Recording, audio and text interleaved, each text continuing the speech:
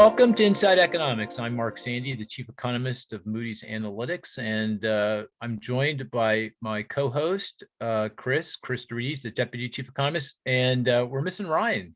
Cris, where's Ryan? We are. Ryan went up to Boston. Went to the baseball game with his family. Is it a road trip? That's what I hear. Yeah, unless he made a last-minute decision, but he was planning to drive. I think going to Fenway Park is kind of like a religious experience for Ryan. I'm pretty sure. Yeah, I'm sure. I've never been. So you've never been to Fenway Park? Nope. Oh my gosh, you got to go. Gotta go. Monster. The bleachers. It's really an experience. Not that I'm a Red Sox fan. I can't stand them, but but still. And we've got Alan Blinder. Professor Blinder, good to see you. Good to see you. I'm very far from a Red Sox fan, but I have been to Fenway Park, so you're right. You're not a Yankees fan, are you? Oh, you're from. Of course you are. Yeah. What else is there? Well, if there's one team I hate more than the Red Sox, it may in fact be the Yankees. Oh my, I'm sorry. Maybe we should cut this interview right here. I knew you'd say that. Well, it's such an honor and pleasure to have you. I've gotten to know you over the years. I was trying to remember back. I know we wrote one paper together. Did we write more than one? I can't quite recall. We did. They both came out as Moody's papers on the financial crisis. Financial crisis, right? Alan, it's funny when I've talked about I talk about you all the time on the podcast in different venues, and in fact, I just met. I gave a speech in South Carolina to the Housing Finance Agency heads, and there was a woman who just took over the HFA for Pennsylvania. And she knows you. I wish I could remember her name, but she was talking. She goes, every time Alan says something or I read something from Alan, I agree with him, and that's exactly my experience. Well, good. Yeah, it's like it's weird. I mean, I don't think you've ever said something that I disagree with, which might make this for a very boring podcast. I'm not. Yeah, that's a little worrisome. Maybe we could find something. Well, we just did. The Red Sox said. Who do you? Well, there you go. There you go. So you root for the Phillies, I guess.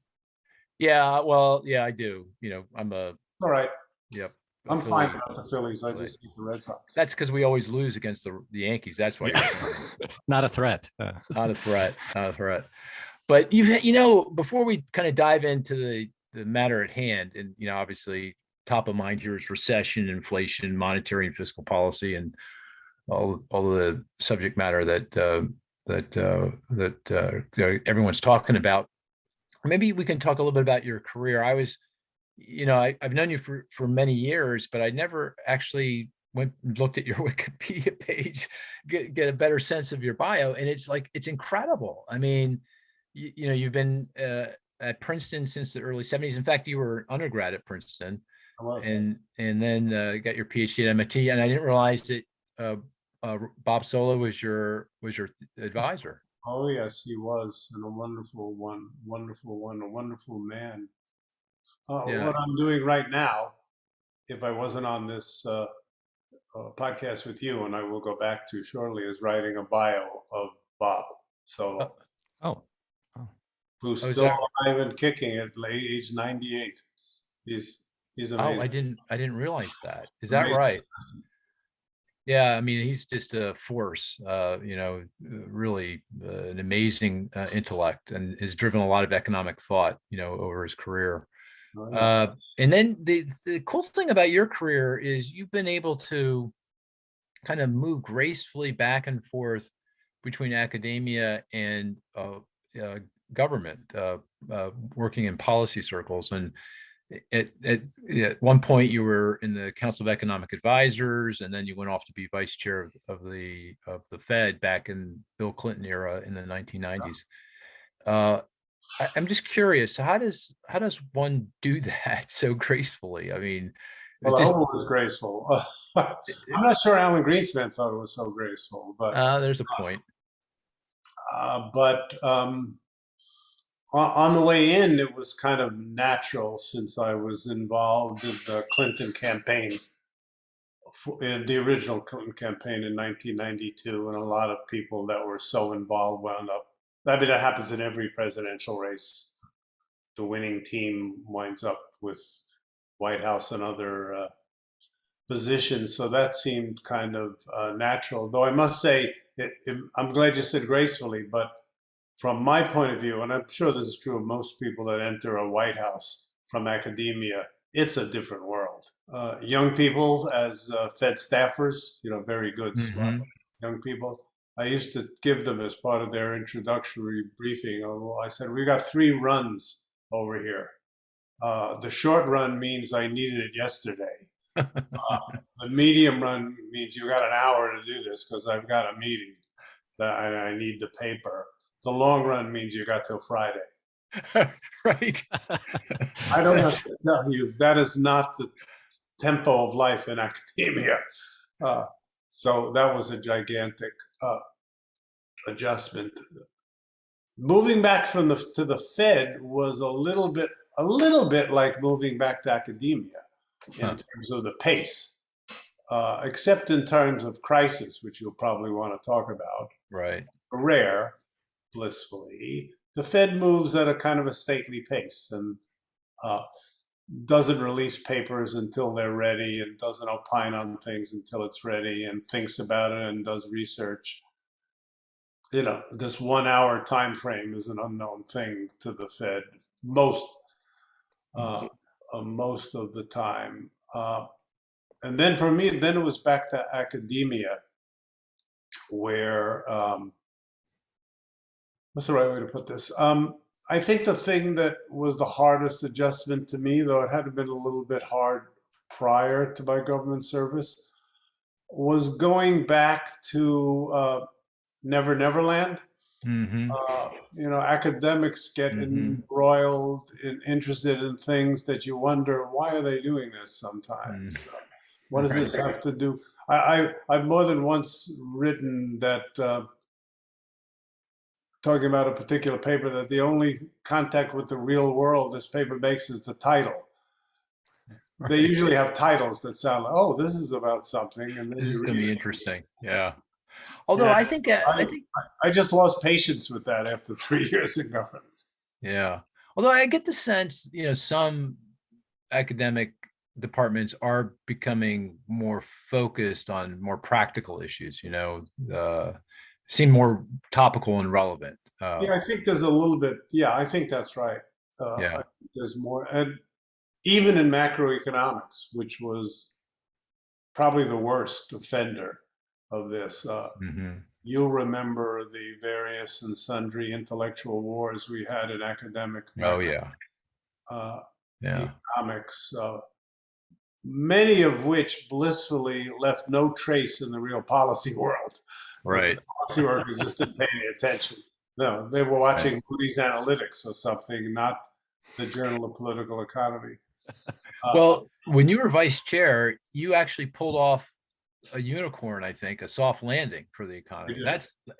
Am I right? Is that the only time the Fed kind of sort of pulled off a fall?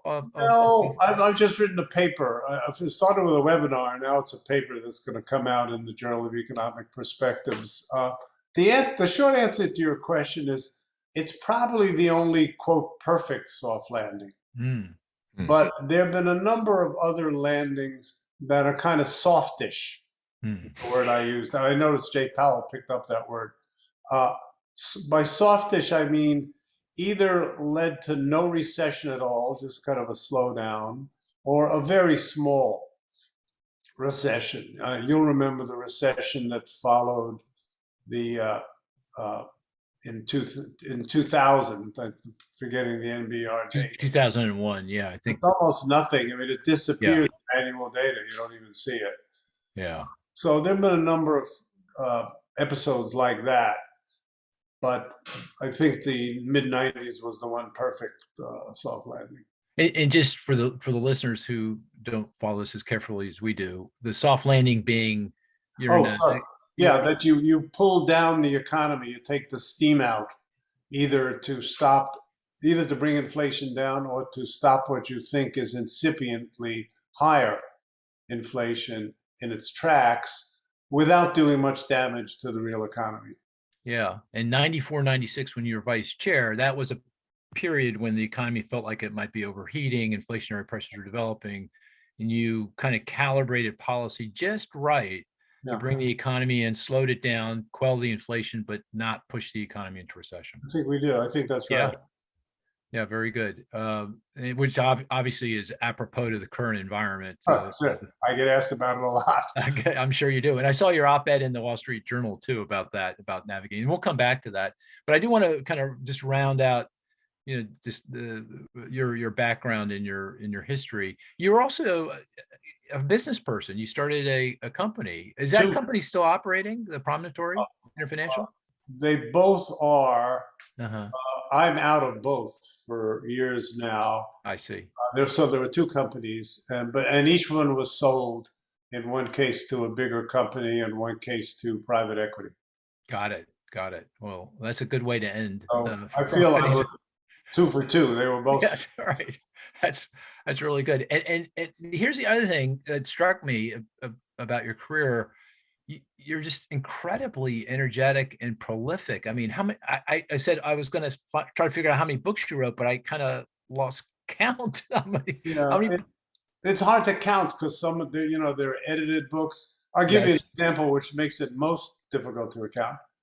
My textbook, which was originally with Will Baumel, who's now deceased, is now in its 14th edition. So you want to count that as 1 or 14? There you go. I'd count it as 14, just personally. Well, if you count it at 14, you're probably in the 35-ish. There you go. Oh my gosh. Because there are like 20 others, but some of them are edited volumes and some regular books just by me. And you have another book coming out. I do. Yeah, in October. You want to talk a little bit about that? It sounds fascinating. I think the title is self-explanatory, especially to professional economists. It's called A Monetary and Fiscal History of the United States from 1961 to 2021. Friedman and Schwartz wrote this very, very famous book called A Monetary History of the United States. It ends in 1960. So I didn't want to take issue with them. I sort of picked up after. But other than the dates, the two most important words in the title are "and fiscal." You don't find discussion of fiscal policy in Friedman and Schwartz. You find a lot of it in this book of mine that's coming out in October. And that, much more than monetary policy, pulls you into the political milieu. Because, as I don't have to tell you or your listeners, fiscal policy is made in the political world. Absolutely. Not in a technocratic world. Is there one anecdote that's in the book that kind of you would call out, something that's particularly interesting that people don't really know about, or anything? I guess so. That's a hard question. If I had been able to flip the pages before you asked it, I might do better. But one thing I thought of, and I've quoted this elsewhere, I came upon a passage. This goes back to the 60s. Okay. You were born then, right, Mark? Oh, yes, indeed, I was. Back in the late 60s, when the government was fighting the Vietnam inflation, there's a passage in the 1968, I think, so that would have been in February 68, Economic Report of the President, in which it says, get this, that battling inflation is mainly the job of fiscal policy. Oh, really? Can you imagine anybody entertaining that thought now? Wasn't that sort of modern monetary theory, sort of? Well, maybe. I don't know what that is, but yeah, right. Okay. But I was shocked when I was looking for something, and when I came upon this, I sort of blinked and read it 3 times. That is interesting. Did they really say that? Yeah. Wow. But they did. What a change in thinking around that. Absolutely. Yeah. Here's another one that I thought of back in the early 70s. This you may know. Both Milton Friedman and James Tobin, who agreed on basically nothing ever, were opposed to the independence of the Federal Reserve. Really? Both, for very different reasons, thought it should be under political control. Yeah. There's another thought that you don't hear from economists. That is really surprising. Milton Friedman. Wow, in particular.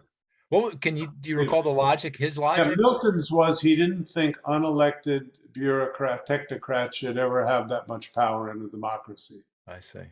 And Jim Tobin's was more that these unelected bureaucrats were not representative of what the society really wanted. They were much tighter on monetary policy and more inflation phobic and so on than he was, and that he thought the body politic. Wow, it's amazing how the general thinking around that has changed. Wow. Yeah, has it ever?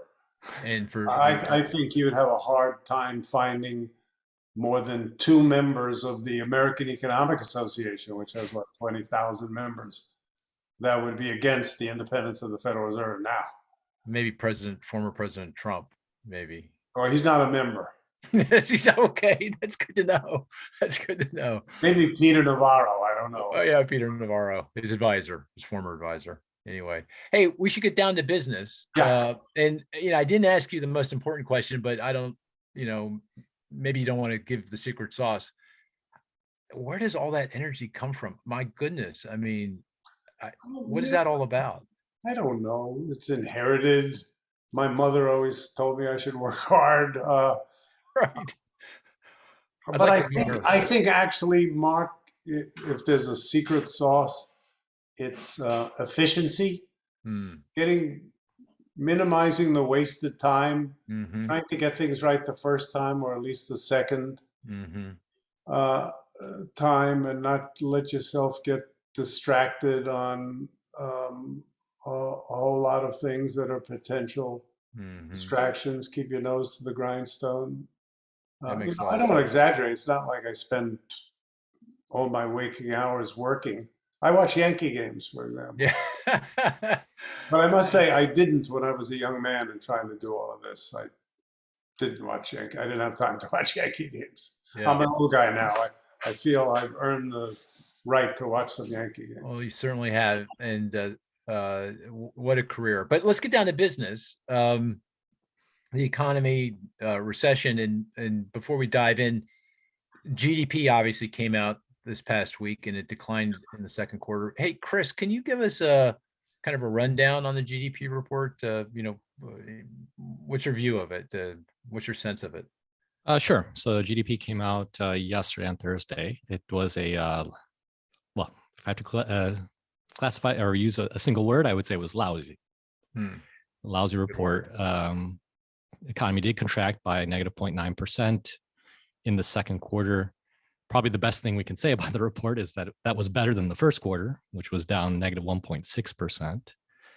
The biggest drag in the second quarter was inventories.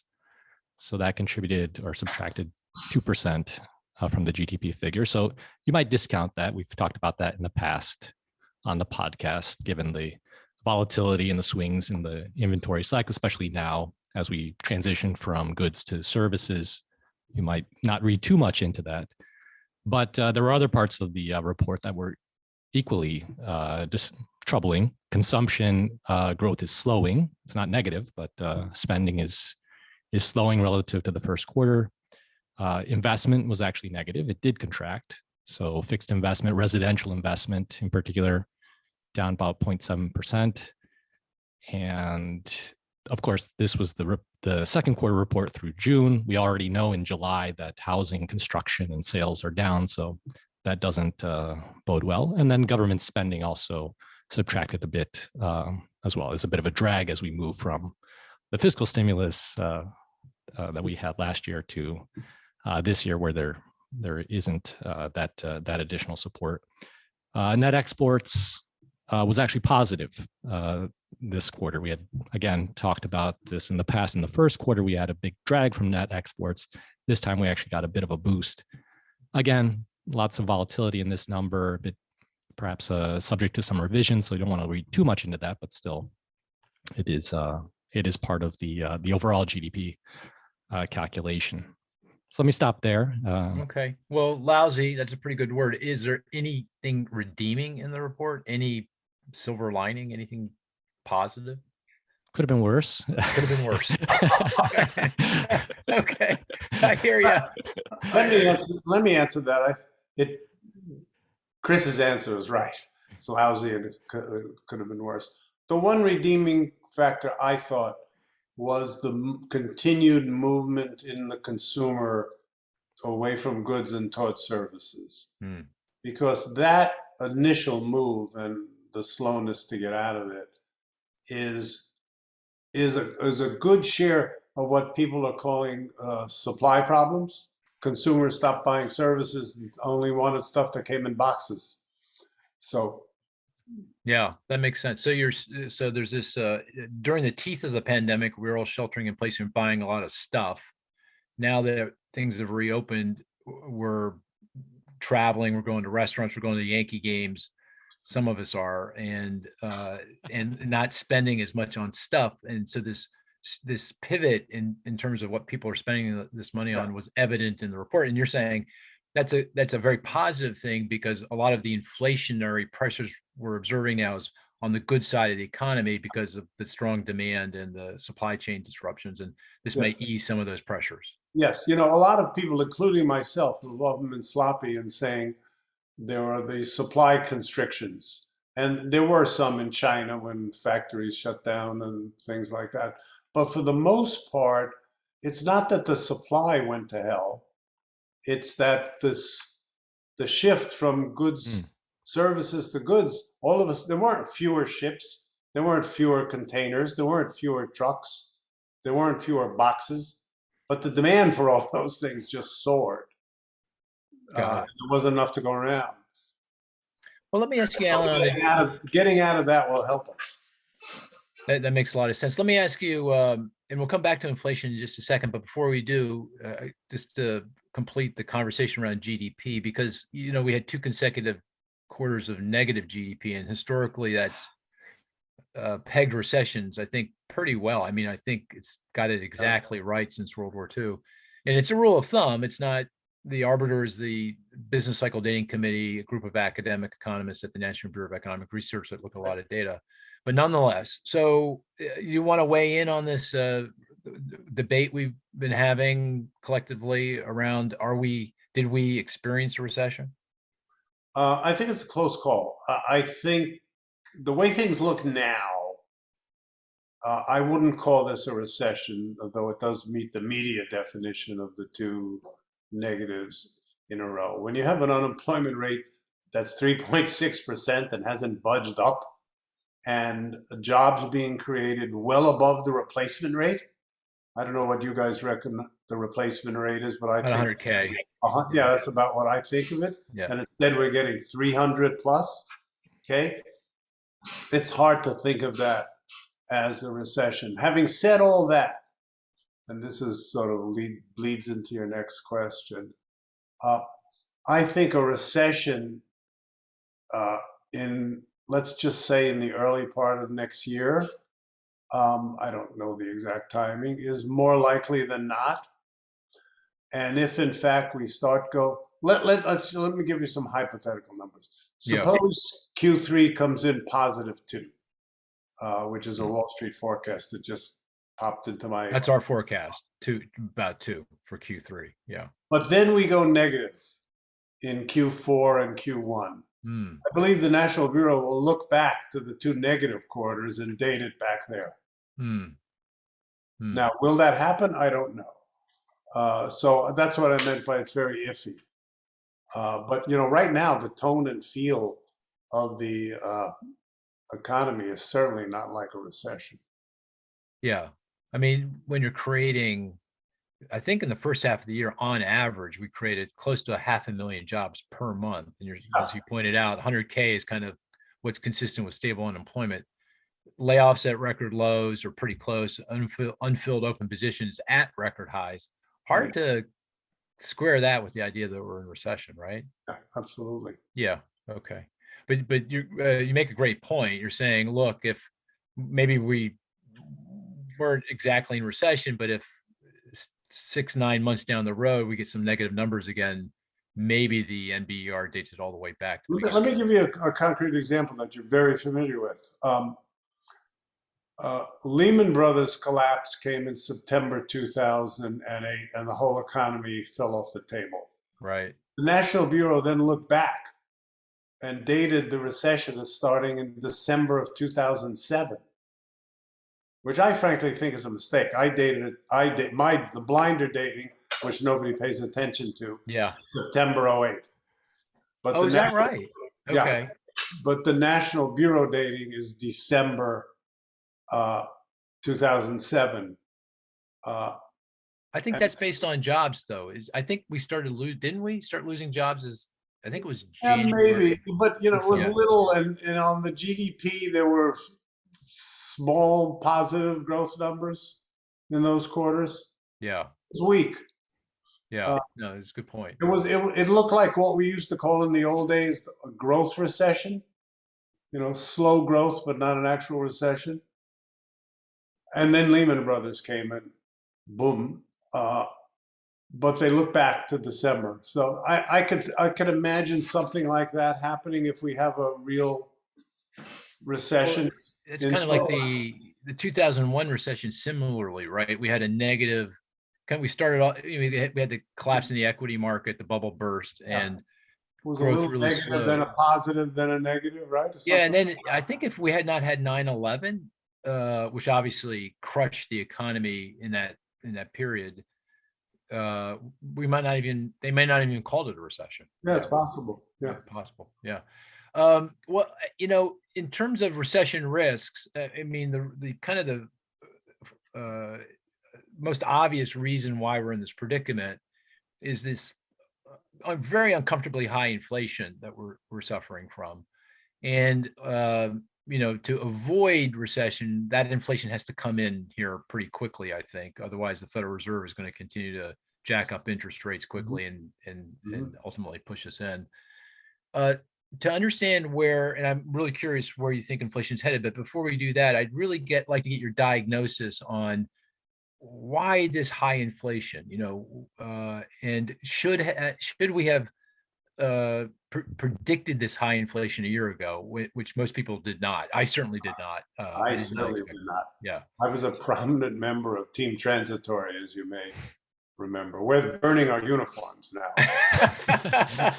I've done a mea culpa. I think you've done a mea culpa. I have several mea culpas, yeah. But here's the irony, Mark, and this leads to the answer to your question.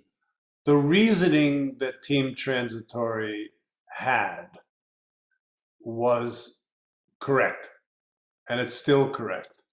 The unfortunate thing was picking transitory, the word transitory, thinking that these things would dissipate quickly. They have not dissipated quickly. So here are the four reasons for high inflation, and this is familiar to you. One is excessive demand, which I think is way overrated as a cause, but it needs to be on the list. So that's say that again. Way overrated. Okay, got it. But I wouldn't put it at 0. Yeah. So that's part of the fiscal stimulus that we had in continuing into 01, and monetary policy being laid off the mark, letting it zip along too fast. The Fed's admitted that. So that's one. Second is what we were just talking about before, about post-pandemic adjustments, frequently called supply chain disruptions, which, as I just said, is mostly a misnomer, but we all know the basic idea. Yeah. Third, the oil shock. Yeah.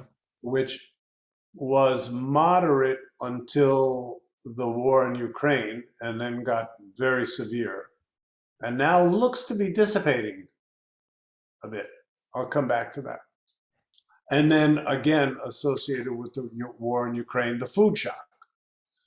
So, you were mentioning my book on economic history. This, of course, evokes the 70s and 80s when we had these oil and food shocks. Oil and food shocks lead to stagflation. And that's what we're having now. Now, why do I say Team Transitory had it right, quote unquote? The supply problems will naturally, and with some help of businesses adjusting, dissipate. And I think that's happening now. But it wasn't happening 6 months ago. The oil shock looks already, knock on wood, to be dissipating, but who knows what's going to happen. Fingers crossed. In Ukraine. And ditto with the food shocks. We've got these nice sounding straws in the wind about opening the ports in the Ukraine to grain shipments, and some good reports about good harvests elsewhere in the world that may bring down grain prices. So I think the reasoning behind Team Transitory was correct, and I think it will be proven so hopefully soon. I watch every CPI report hoping, okay, this is the worst. So far, it's just been a hope, which is why Team Transitory has been so wrong. I think my rank ordering of the causes are for this high inflation are similar.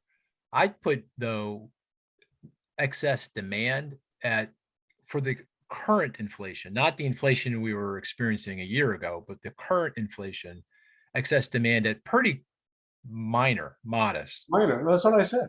Oh, okay. I just wanted to. Okay, then Sorry, we still agree. We still agree. You're looking for a disagreement. It was. Oh, darn. Okay. It was the word I choose. I think in the popular discussion, it's being overrated. Overrated. Yeah, I'd say pretty close to not really important at this point.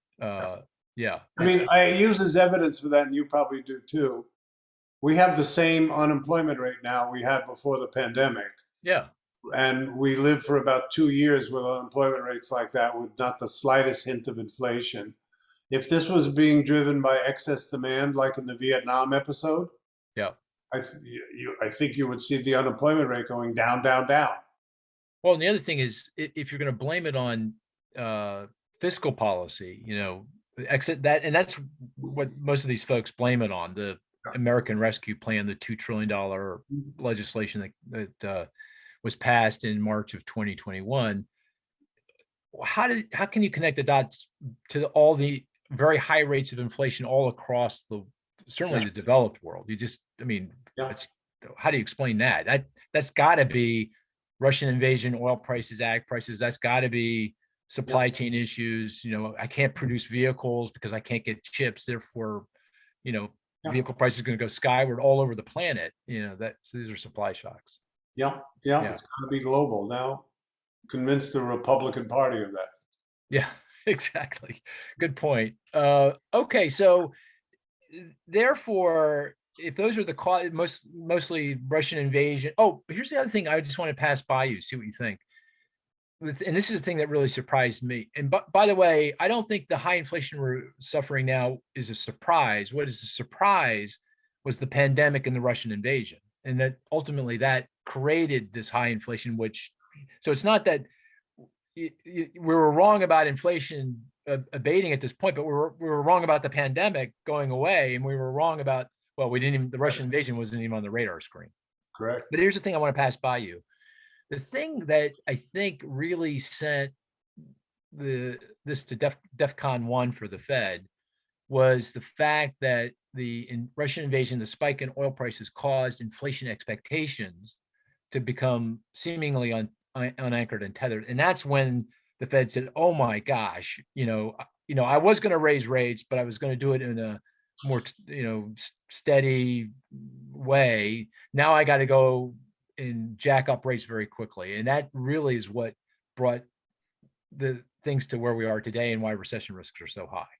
I think there's a lot of truth to that, especially if you include in that the corollary that it started showing up in wage increases that are now, they're way below inflation, but they're well above, let's call it the steady state.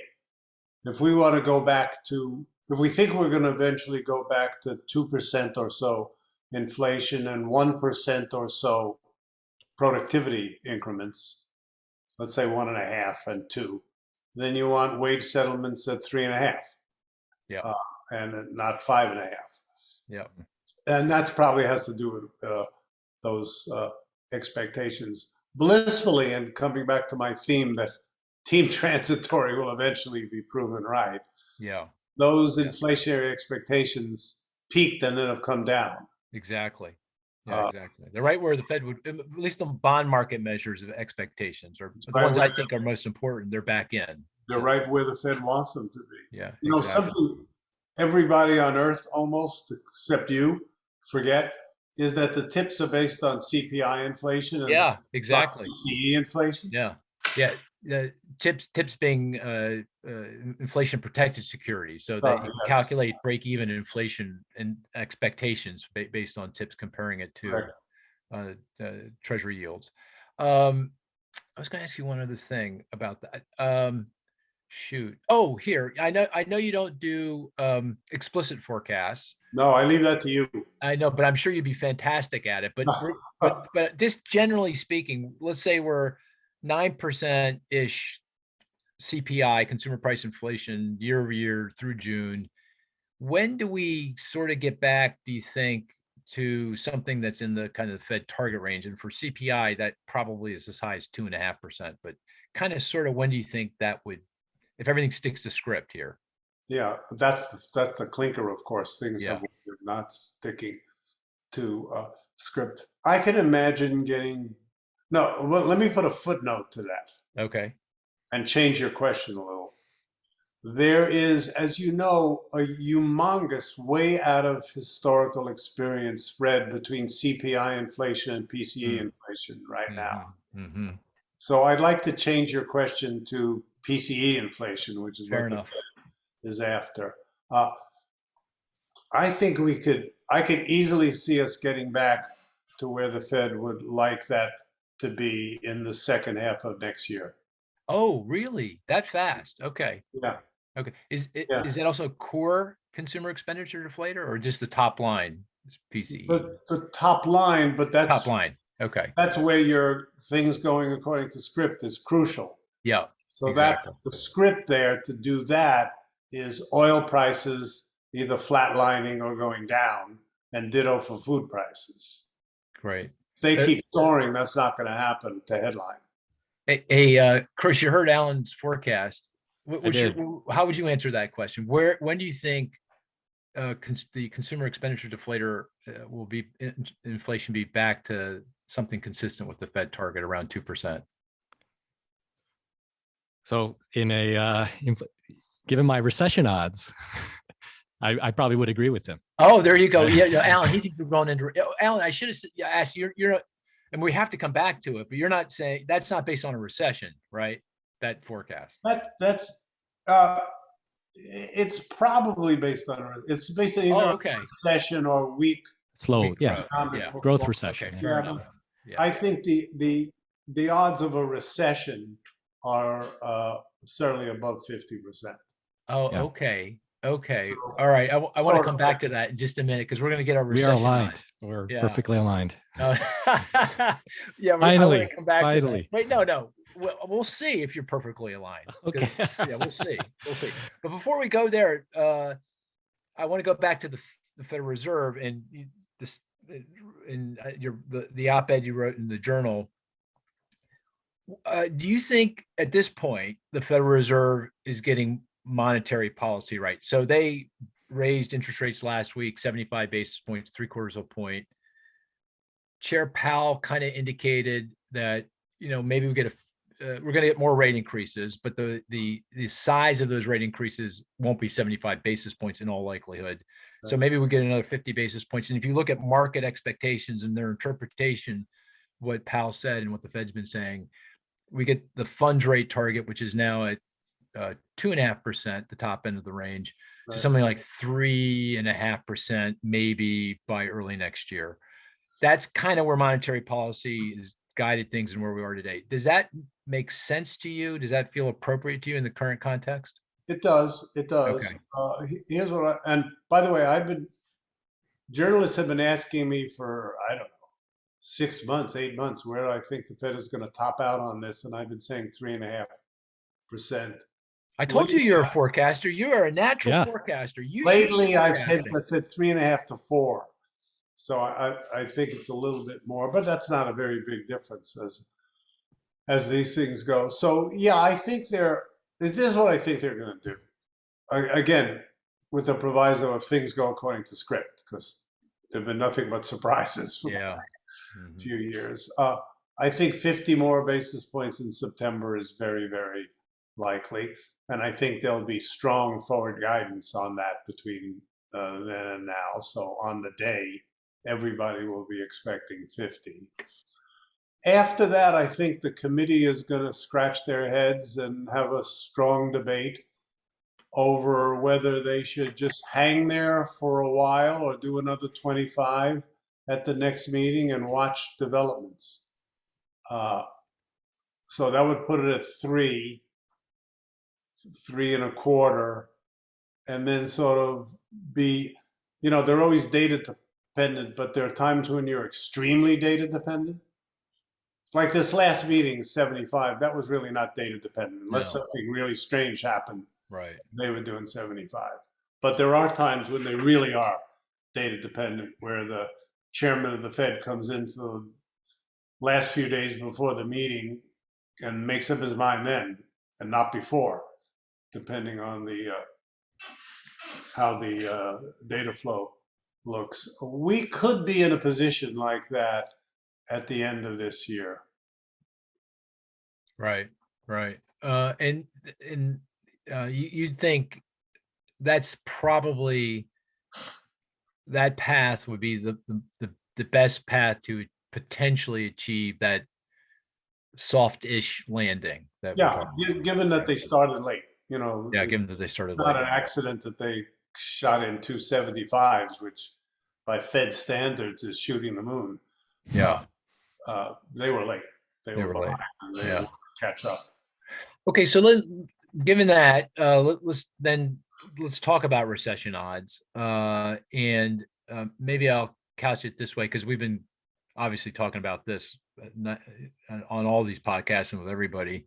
Everybody wants to know what your probability of recession is starting sometime in the next year, so between now and mid next year, and let's say over the next 2 years.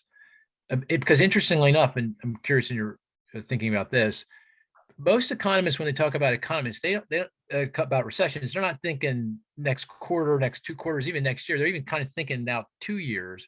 And that feels really weird to me, given the current environment. If we're going into recession, it feels like that's at year end, early next year, something like that. Yes, it feels weird to me too, Mark, for that reason, and also because you're in this business, you know that 2 year ahead forecasts are worthless. Yeah. Nobody can see. You may be except for Chris's, Alan. Except for Chris's. In all fairness, yeah.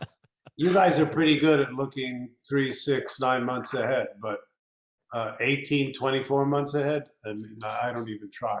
So the answer to the question is, I think probably a recession starting in the fourth quarter of this year or the first quarter of next year is the most likely scenario, with a lot of variance around that forecast. Really a lot of variance. So if 60% chance of an NBER recession. 60? You said 60? 60, something like that. Yeah. Cris, where do you now? What's your assessment of the probability of recession over the next year? 1 year, I'm at 60%. Oh, okay. And 2 years, I'm at 65%. 65%. Well, I'm going to ignore that other 5, Cris. That's just too far ahead. Well, here's why he does that, Alan, because we have this forecast philosophy that we don't make major changes in our forecast unless we have a high level of confidence in that change, and that subjectively is a probability of over 2/3. So he's going right up to the line. I see, right up. See how very strategic in his probability assessment. Well, I'd put them at even odds. I'm a little bit more optimistic than you, you guys. But that, I'll have to say, that varies, day by day, hour by hour. It's the risks here are. I'll tell you what I did. Cris was going over those second quarter GDP numbers. The one that, this was going to be our. I'm going to initiate the number guessing game since I was okay. Okay, all right, very good. Okay, so we're playing the game, are we right now? Yes. Yeah. Okay. I was about to blurt it out on this point. Oh, can I just pause for a second? Hey guys, listeners, remember the game? I'm sure you do. That we each provide a statistic. The rest of the group tries to figure out what that is based on questions and clues and deductive reasoning. And the best statistic is one that's not so easy we all get it, and not so hard that we'll never get it. But fire away, Alan. Go ahead. What's your statistic? So mine was, which I wanted to talk about, was domestic final sales in the second. Yeah. Oh, you gave it away. We're not even playing the game. 0.02. Oh, I see. He's going the other way. You're telling us this is a great innovation of the game. I have you guys guess. Yeah, have us. You tell us what it is. Okay, so I thought I copied negative. I thought I copied down from the BEA negative 0.3. Anyway, that's less trade, inventories, and government, or domestic final sales. Yeah. Oh, domestic final sales down 0.3% in the. So that was the thing that I found most worrisome in that report. So that's all sources of domestic spending: consumption, investment, government, spending, and it's not very negative, but it's negative. And in the previous quarter, Cris probably got this in his head. It was well positive. So yeah. Can I go geeky? I just want to go a little geeky just for a second. Get your view on it. But this goes to the quality of the GDP numbers, and they get revised. You mentioned this; they get revised a lot over the years. But the biggest revisions are not in that hunk. They're in the inventories and the net exports. Okay, so good point. Those also get revised. They will get revised. Good point. But here's the thing I wanted to mention. If you look at gross domestic income, which conceptually is the same as gross domestic product, but added up from the income side of the accounts, people's incomes and corporate profits, that kind of thing. That's been very strong during the twice as strong, I believe, as GDP in the pandemic. And in Q1, it was up meaningfully. It was up 1.8. Real GDI, gross domestic income, was up 1.8%. Do you put any weight on that? I do, but we don't have the Q2 on that. No, we don't. That comes in late. Yeah. Well, and that's one of the reasons why we don't pay any attention to it, because it's a month late, so. But I was taught by Alan Greenspan in the 90s to watch that one too. Yeah. Hey, let me ask you this. Average them? Oh, sorry, Cris, go ahead. I suppose you average them. That's what the BEA is doing that now, right? Yeah, publishing the average of the two. Yeah. I think the CEA under Jason Furman, they wrote a nice paper saying, hey, the best way of looking at this is just a simple average of GDP plus GDI. It gets you to closer to reality, and subsequent revisions, I believe, in GDP. So Alan, do you have a go-to indicator or indicators that you have to gauge which path we're going down, the kind of growth recession or the actual outright NBER recession? Yes and no. I'll tell you the two things. This is going to be obvious from what I said before. The two things that I'm watching like a hawk, so to speak. Yep. I don't watch like a hawk. I'm not a day-to-day forecaster. But it's oil prices and food prices. Yeah, I hear you. My view is that we got hit by a stagflationary shock. Two-barrel stagflationary shock, as happened in the 70s and 80s. They look like they're dissipating now, and I hope they will. But if they take a turn for the worse, we're in big trouble. Yeah, I hear you. Hey, we're at just to do another stanza of the game. Cris, do you want to give us your statistic? Sure. Yeah. Well, my number was I understood the game. I thought I was supposed to come up with something. Oh no, we all play the game. Okay. Yeah, we take. Actually, Alan, if you get the answer right, we have a cowbell for you. Honorary cowbell. Yeah. So these are big stakes here. you know. So actually, we have listeners sending us cowbells. I'm not kidding. You know, so you don't run out. Huh? We don't run out. We got apparently cowbells. You know, you go to Europe, every hill, every hamlet has its own cowbell. So I've got one up on a shelf over there. Oh, okay. Well, you'll have to pull that out from the Jackson Hole conference of many. Oh, there you go. I'm sure they have cowbells. Yeah. So, Chris, what's your statistic? So mine. So there are lots of numbers that came out this week. So lots to choose from. But I think one of the most important is 2.61%. 2.61%. Is it from the GDP report? No. Is it from the? Get hints here. You already alluded to it earlier. So is it from the? It's not from the employment cost index. Nope. No. ECE report that just came out today. Nope. All right. It's a statistic that came out this week, though. Yes, I pulled it last night. Well, okay, that didn't really answer the question. Well, it's daily. It's a daily number. So. Oh, it's a daily number. So that gives you a lot of. Oh yeah, is it security 2 points? Is that the tips break even rate? It is very good. Yeah. Oh, yeah, see, I think that deserves. That's a cowbell. No, I mean, thanks. But daily, of course, eliminated all the things I was thinking about.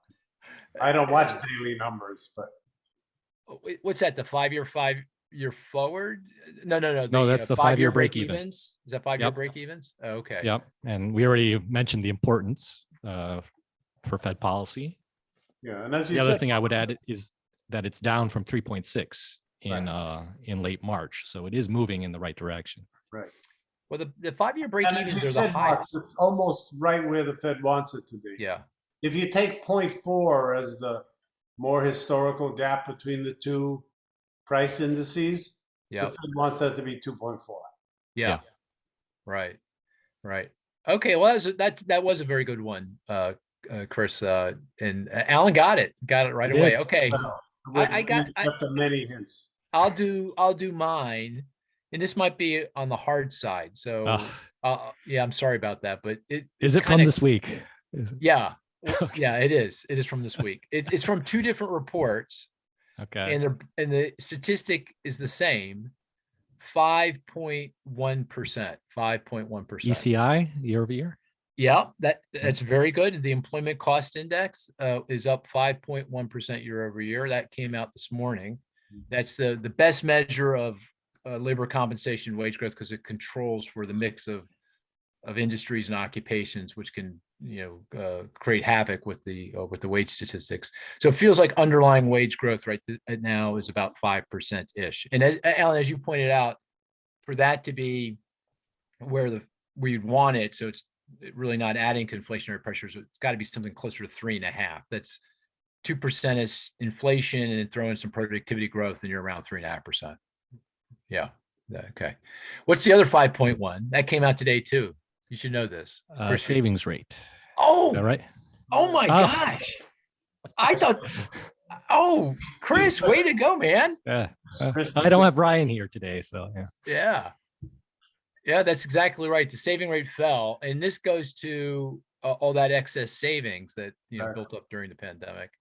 And before the pandemic, the saving rate was consistently 7%. During the pandemic, as we all sheltered in place and there was a lot of government support, that obviously shot up.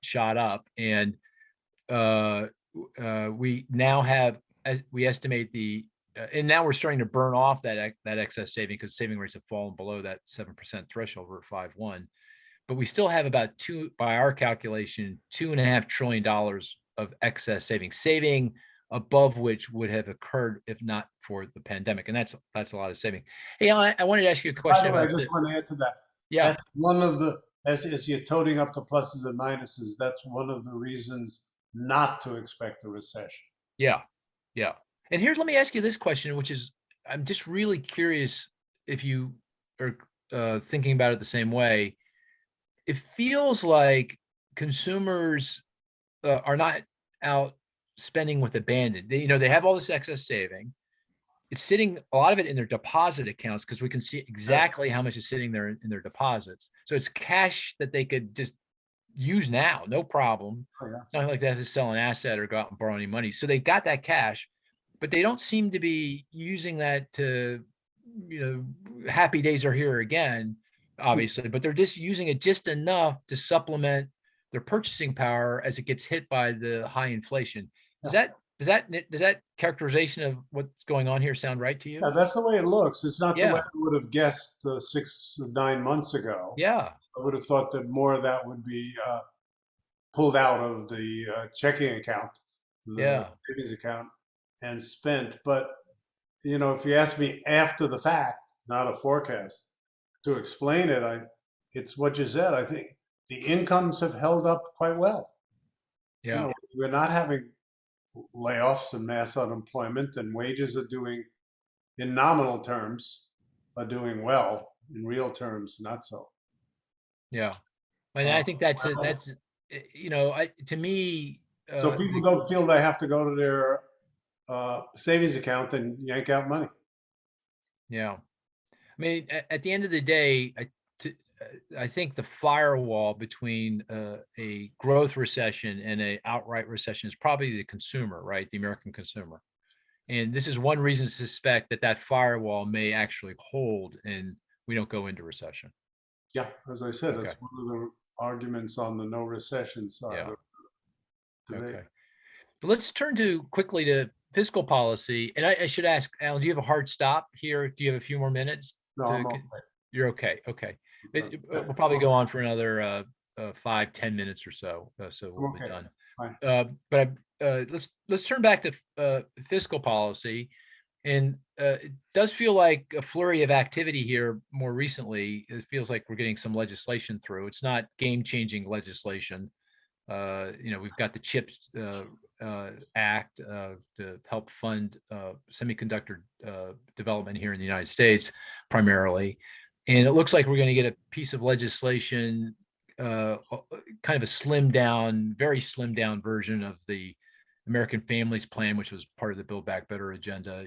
More funding for climate-related issues, for Affordable Care Act subsidies, a few other things. But what do you think about the fiscal policy response to now to what's going on? And is there anything you think fiscal policymakers should be doing to help with regard to what's going on with inflation, or is that really up to the Fed at this point? It's mostly up to the Fed. Yeah. Okay. This is what I brought up, that 1968 quotation. Yeah. Is basically up to there are a few things, if you want to call it fiscal policy, where the government can nibble around the edges. The most obvious of those is the Strategic Petroleum Reserve. That's a real nibble around the edges. There's the gasoline tax, which is very small at the federal level.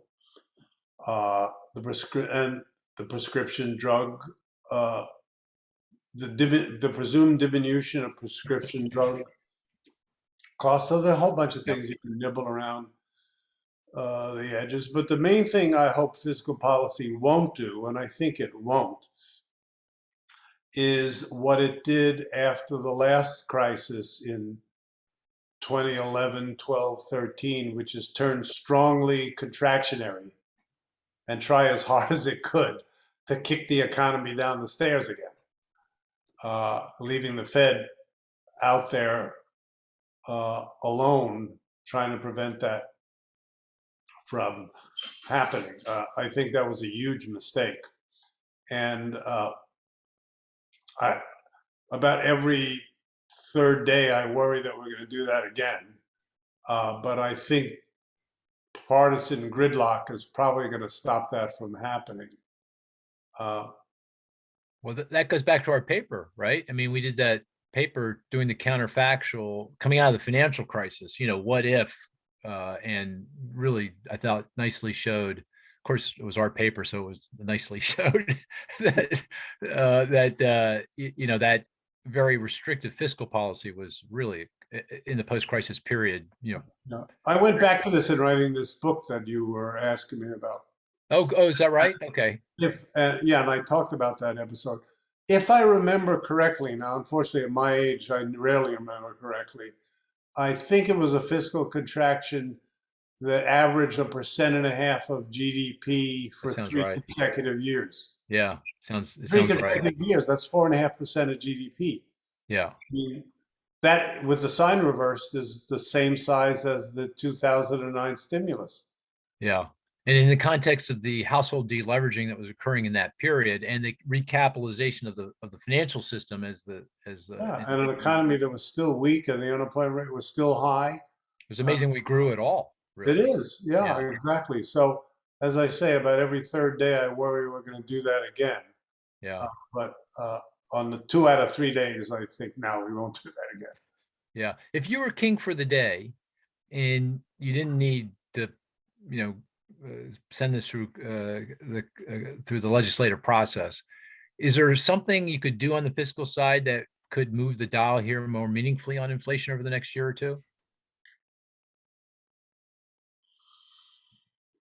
Not much. Okay. I can't really think of.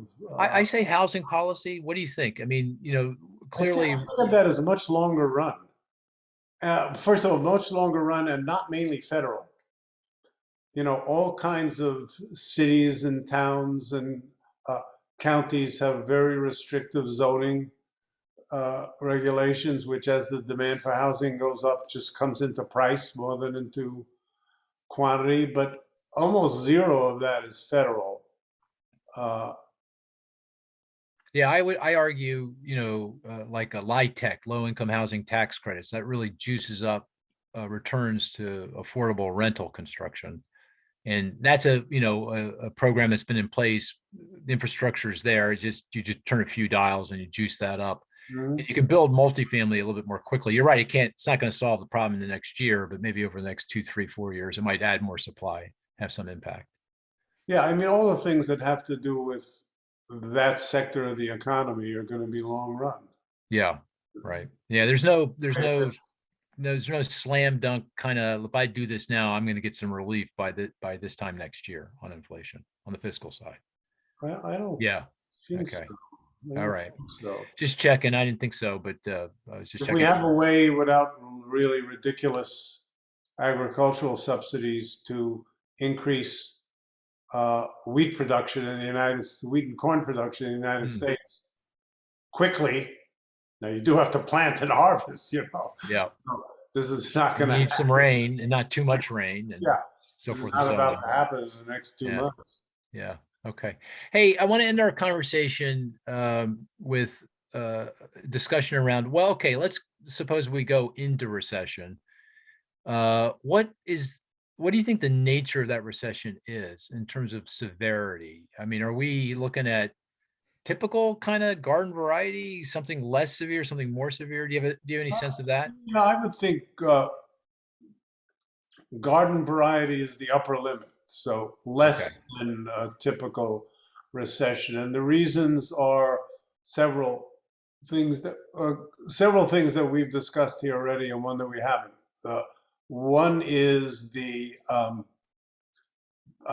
large stock of liquid assets that consumers are holding. So as those income flows stop being so robust, they have someplace else to turn. Secondly, I think it's likely, though not on a large scale, that Congress stops fretting about the deficit, and even the Republicans stop just thinking every minute what they can do to make the world worse for Joe Biden. And you get a little fiscal cushion from that. And the thing we haven't talked about is that the current composition of the Federal Reserve doesn't look to me like a bunch of people that want to see the unemployment rate go to 10%. That as and if things start to deteriorate, I think you'll get a rapid monetary policy reversal if it's needed. No, on Chris's forecast, that may not be needed. That everything is sort of mild, and the Fed just needs to flatline. Push the Fed Fed funds rate up and then flatline it for a while. But if things look worse than that, I think they'll start cutting it. Right. Very good. So I think that you put it nicely. So at worst, it would be a garden variety. So that would be GDP down 2.5%, 3%. We lose 3-4 million jobs. Unemployment goes to maybe a high of 6% ish, something like that. That would be kind of garden variety. So nothing worse than that. That's worse than I'm expecting from the the next recession. Yeah, because if we go into recession, your thinking is that would inflation's coming in anyway if we don't get shocks, further surprises on the supply side of the economy. And this would, with a recession, you get there just a lot faster, obviously, because you're killing demand, and you get the inflation rate back down quickly. Right. Yeah. Okay. All right. Very good. Well, it's been a pleasure. I'll have to say again, I agreed with, I think, everything you said. We have enough disagreements. We have to talk baseball. Yeah. Well, that's the only source of disagreement here is the Yankees and Phillies. But I'll have to say, you know, I can see why you like your Yankees. Yeah, I get it. I get it. I understand it. And I'm not hostile to the Phillies. They rarely play the Yankees. Yes, I know. Rare, so. You would be hostile if we actually won a few games, I think. But yeah, just saying, you know. Well, the Yankees play the Phillies. I'll root for the Yankees, but it will never be like the Red Sox. Well, you're gonna have to come. I'm gonna invite you down because you're in Princeton. Do you live in Princeton? You're living in Princeton. Yeah, that's where I am right now. So you can easily get to a Phillies game. I would have to have you come down and I have historically been to Phillies games, but they're fun. Since the pandemic, I haven't been to anything. So. Yeah, that's true. Yeah, very good. Well, thanks so much, Alan, for spending time with us, and really enjoyed it, and appreciate the time. Thank you. And with that, listener, we're going to call this a podcast, and we'll talk to you next week. Take care now.